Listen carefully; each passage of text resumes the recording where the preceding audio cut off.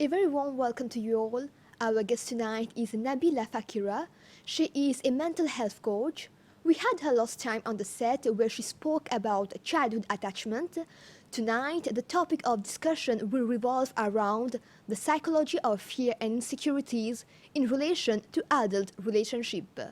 Nabila, thank you so much for joining us in the studio of the MBC. Thank you, Koyal, for inviting me. Nabila, attachment styles are the behaviors that we exhibit within a relationship. Why is it important to understand the different types of attachment and how can our attachment styles influence our relationship? As mentioned last time, attachment is something that has remained stable for years in psychology, and this is like the stepping stone for us to understand all the different behaviors of why we succeed in certain relationship and why not. So today I really want to talk about it to bring awareness because we can't change what we don't know. So I hope that by the end of this show, people will be able to distinguish what is a secure attachment and what is an insecure attachment, and how this can influence their relationship. Yeah. Definitely, Nabila. Last time we talked about childhood attachment, Yeah. but tonight let's focus on the different types of adult attachment that exist. Please tell us about them. Okay, so before going to adult attachment, it's important for us to understand that attachment in general is not something that is different from our childhood to our adulthood. So, what happened is in our early days as a child, we interact with the society, with our parents, and we build our templates for us to navigate in our future life, in our adult life. So as adult, we use the templates that we have in our childhood, that we build in our childhood. So now there are many child that have been through abuse, bad parenting, and insecure attachment in general, and they carry that to their adult life, in their adult life, and this is where the issue happens. Generally, there are four types of attachment, but today I'm going to focus on secure attachment and insecure attachment. So insecure attachment, there are two types of them. So avoidant and anxious, which I'm going to elaborate. Yeah. Exactly, how does these attachment styles manifest in adult? Okay, so generally it will happen when you're trying to build relationship with someone. Is it friendship? Is it romantic relationship? Whatever. You will start, there are kind of certain behaviors that will be different from other people. There will be people who will be overly anxious, and some people might be overly avoidant, so they try to avoid relationship. So these are signs that maybe the attachment is insecure, and there needs to be some kind of change. The person needs to work on that area. Can you elaborate on the difference between fearful attachment Yes. and avoidant attachment? Okay, fearful or anxious, you can use both names. So let's call it fearful because it's easier for people to understand. Fearful attachment, I will take it from childhood and then put it into adulthood. When a child is born and, for example, has been through child abuse or bad parenting, where parents were just very critical, very bad parenting in general. So what happened? The child becomes fearful, like, oh my God, there's a problem with me. I won't talk because if I talk, mommy will be angry. So now the child starts developing a certain representation of themselves. Like, I can't talk in public, I can't go there, I can't do this, I can't build, I can't expect love from my mom because I'm not worthy of that.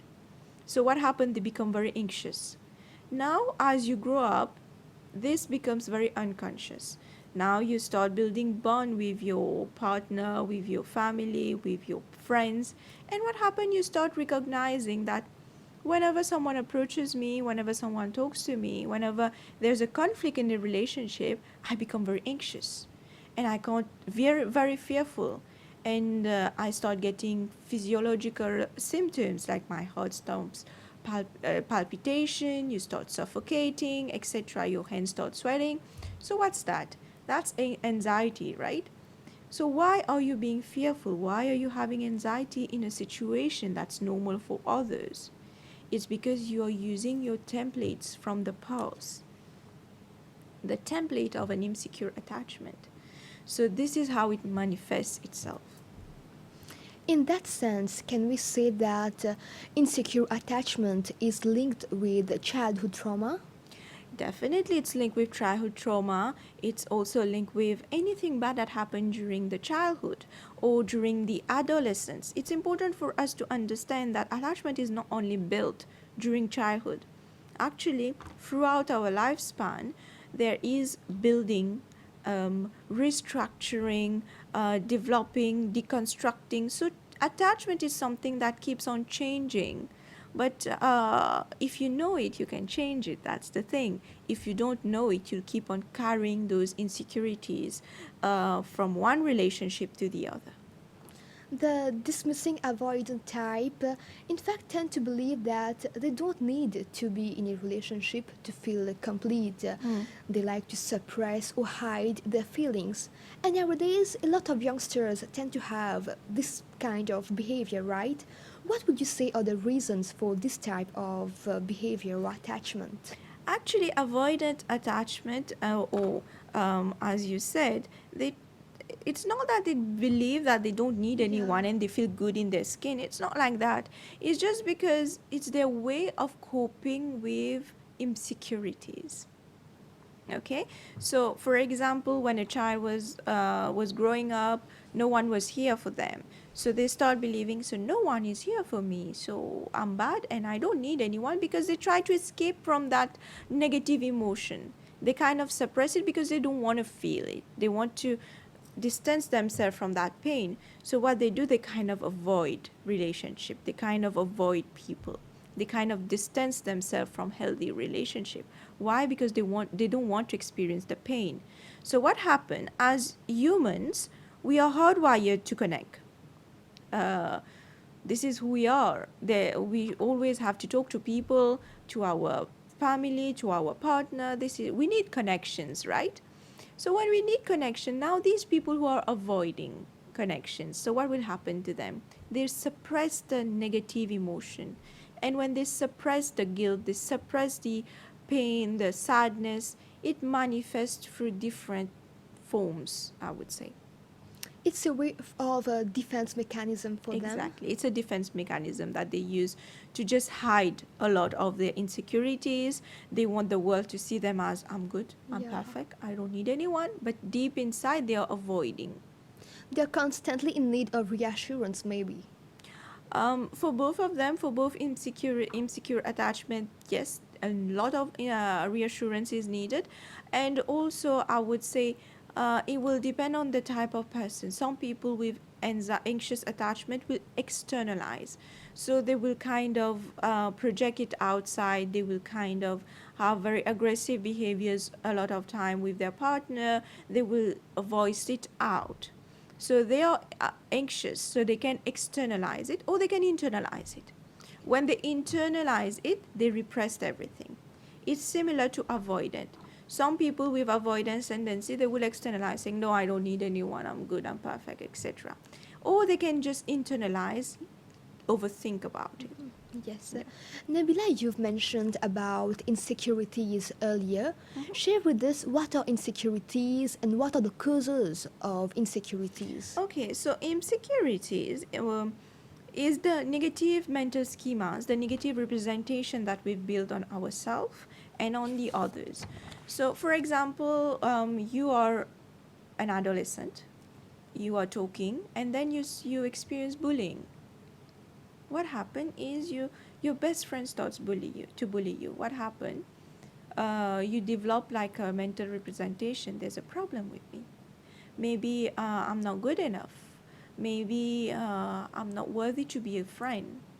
Now you carry those insecurities. There's a problem with me. These are insecurities. You start questioning yourself. You start asking, am I worthy of this? Do I deserve this? Do I need to be in a relationship? People will hurt me again. So you carry those insecurities with you. So when you carry those insecurities with you, what happens? You will start reacting to relationship in a different way. Or if you are already in a relationship, the moment you start having conflict, what happens? You will deal with the conflict differently. Your coping mechanism will be different. So when your coping mechanism is different and faulty, the problem amplifies. And this is why the rate of divorce is very high, because people don't know that there is something called insecure attachment. You carry it, your way of acting to conflicts is wrong.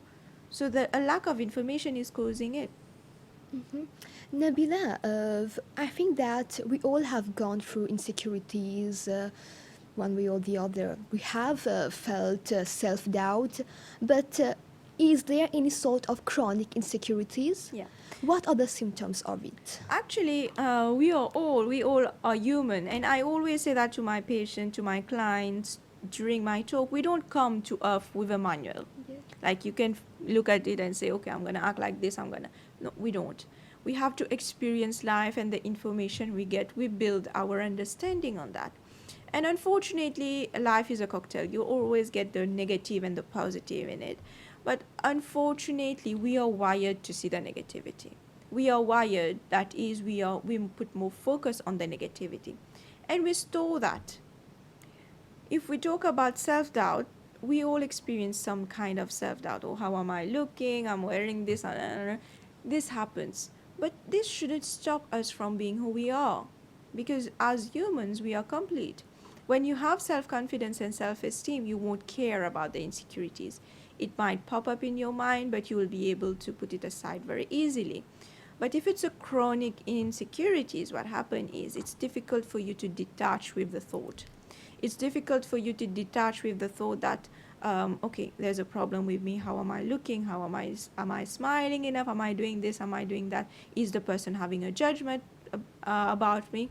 So when you find yourself being unable to detach from these thoughts, then there's a problem. Then we say that you are not able to diffuse the thought properly. So now you need to kind of ask yourself the question, do you want to stay like this? Yes. Can we say that the majority of relationship insecurity is based on fears or irrational thoughts that you feel that you are not enough and your partner would not love you then? Yes. As I mentioned before, attachment is a very dynamic, malleable thing that changes because it's important for me to mention that the brain is plastic. It's not made of plastic. Yeah. It's just that it changes. The neurons are born, some decay. It's a dynamic process. So if you believe that attachment is going to stay stable throughout your lifespan, then that's wrong, because it changes the brain. So let's say someone with a very stable, secure childhood, parents did a wonderful job, and what happened when that person goes in the first relationship? Bow, problem. They were cheating, they were whatnot. So what happened? The secure attachment changes to an insecure one in the adult life. So now the first relationship was a mess. If you don't deal with it properly, what happened? When you go into your next relationship, you carry this to your next relationship. And when you carry this to your next relationship, the way you act, you will always take reference to the past. Oh, in the past that happened, I'm afraid it's going to happen again. So what are you doing? You are anticipating. No different. You got two different people. They can't be the same, right? Yeah. You are wired to see them in the same way, but they are not the same. So you will tend to look for similarities. So that's a fault. You can't look for similarities. Look for what's different. Look for what's good in that person. Look for what's working in that person. That's healthy. Obviously, you're going to find a partner. They are not going to be perfect. No one is perfect.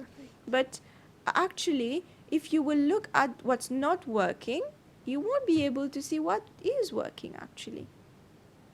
So if we talk about the rate of divorce worldwide, actually, is because we believe that we are smart. We are damn smart. So we had a past relationship that was a mess. Now we are super intelligent. We're going to use the information, and now we are not going to do the same mistake. Good. But you constantly thinking that, okay, Mr. X or Miss Y did that in the past, and I'm going to protect me. I'm not going to talk. I'm not going to do that. I'm going to close myself. That's wrong.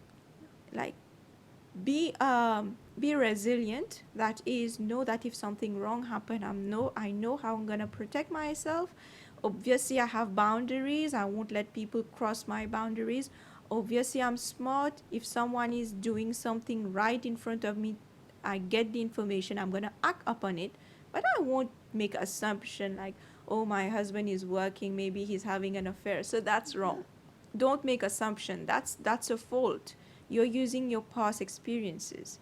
Or don't say, oh, okay, my wife is not talking to me, maybe she's angry because no, don't make assumption. Assumption is, it's here because of insecurities, and it's going to have negative harsh consequences.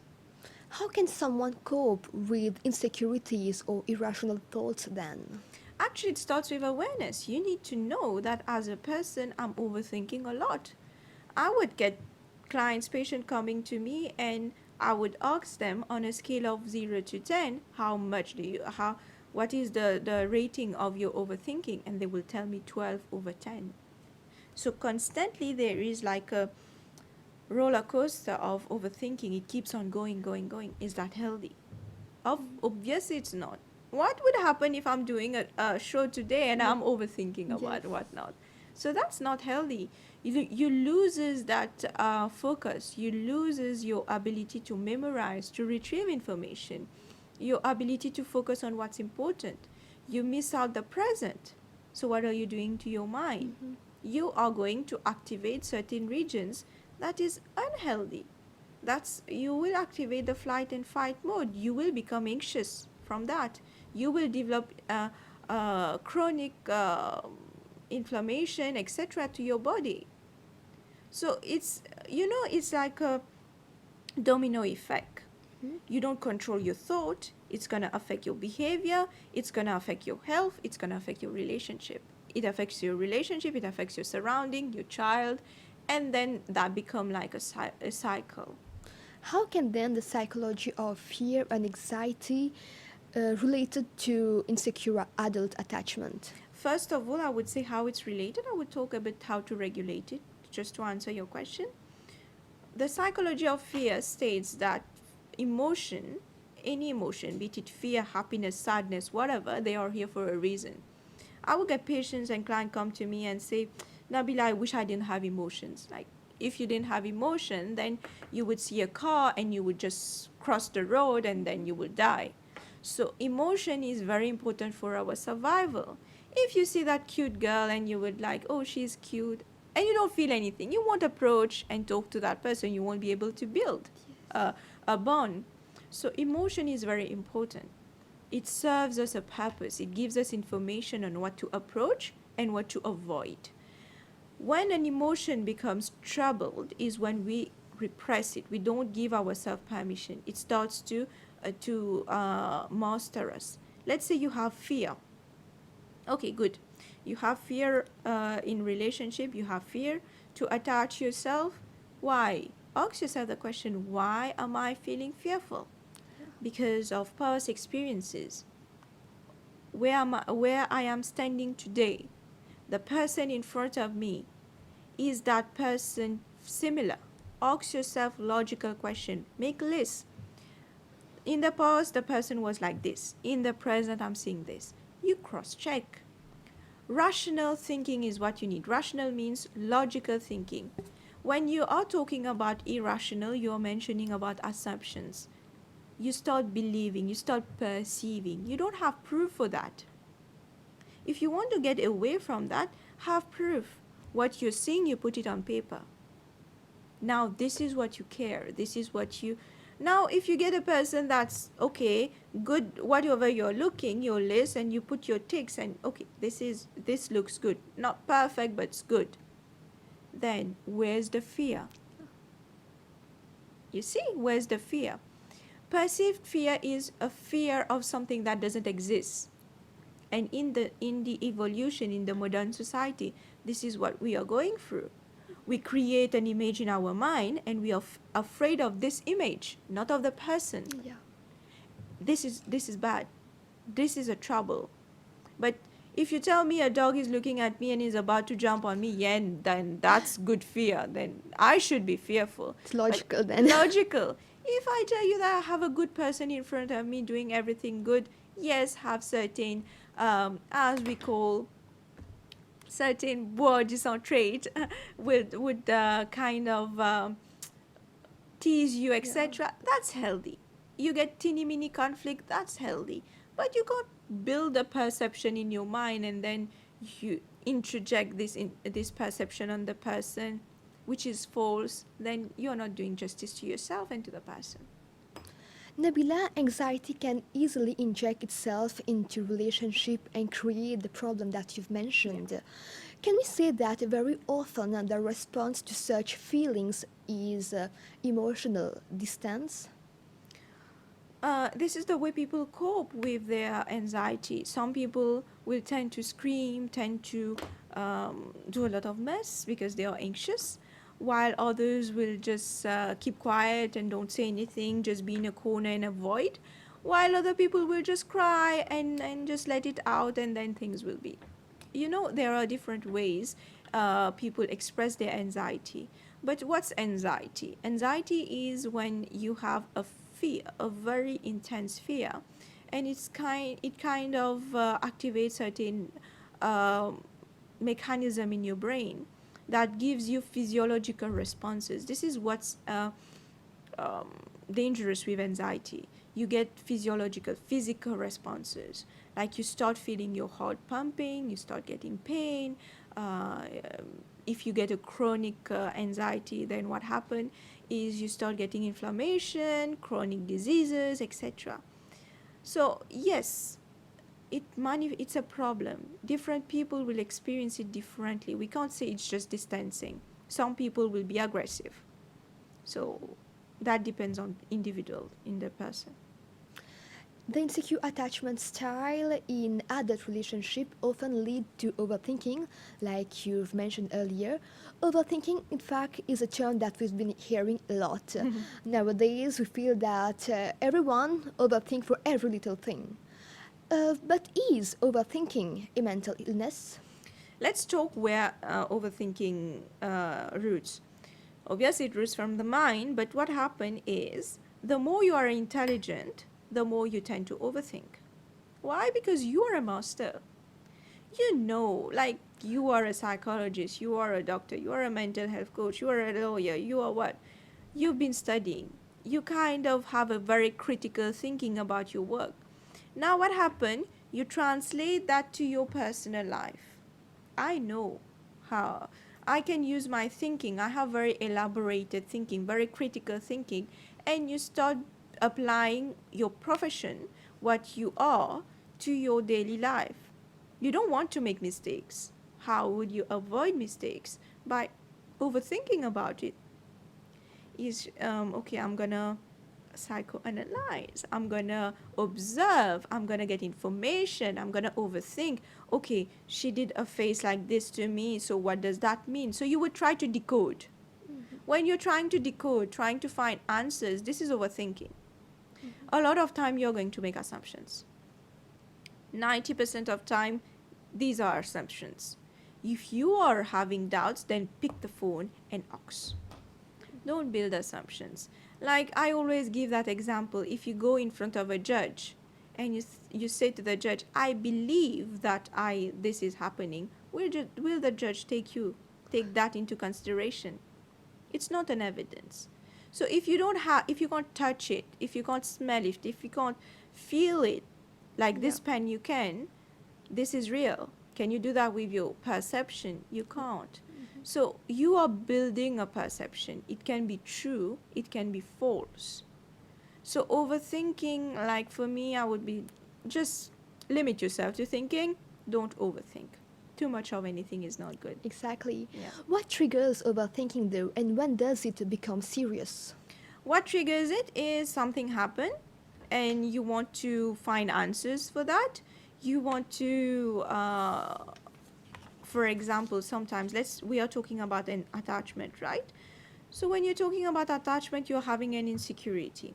Okay, I'm wearing this, my partner doesn't like it, and what if he or she leave me, etc., etc. So now there's fear that gets into the mechanism, the story. Now you start overthinking about your fear. What if, and you can't disconnect yourself with the thoughts. Thoughts are like cars that goes and come, etc. You don't engage in everyone. You don't get into all the cars that come in front of you. These are the same. I always give that example, like you are on a bus stop and you want to go to Port Louis. You won't get into a bus that is going to Rivière du Rempart. It's the same for overthinking. You can't get into thoughts that's not going to be helpful to you. So is it a mental disorder? No, it's not. Overthinking is not a disorder, but it can lead to mental health difficulties and disorders. We are actually drawing towards the end of this episode, but before that, Nabiilah, any advice you would like to share with the youngsters that may help them to fix attachment issues in their relationship? Okay, it starts with awareness. Today you've heard me talking about it, very little, 10% of what is it, what's not. Now, awareness is key. You want to do research about it, you can don't Google it and say, well, I have depression because I have. No. Just learn. What is attachment? Why am I feeling the way I am?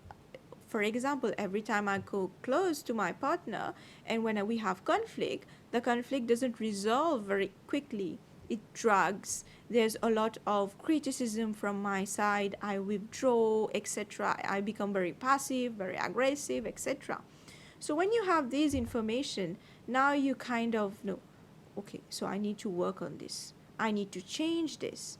Now when you say I need to change this, you need to accept, commit to that change, and then develop a very flexible thoughts. Usually if it's a very insecure attachment, you're having anxiety, etc., I would recommend you to see a professional because they will decode it. They will tell you, okay, you are having this, this is the consequence. Now we're going to work backward. We're going to decode it, change it, build new one, and then you move forward. And then you develop emotional intelligence. I think next time we can talk about emotional intelligence. Definitely. Yeah. Thank you so much, Nabiilah. It You're was such a welcome. delight to have you on the set again and learn more about the different adult attachment. Thank you, Koyal. It was a pleasure, and thank you everyone who's watching. Dear viewers, we have now come to the end of this episode. Thank you for your time. We hope to catch you next week at the same time, same channel. Have a great evening.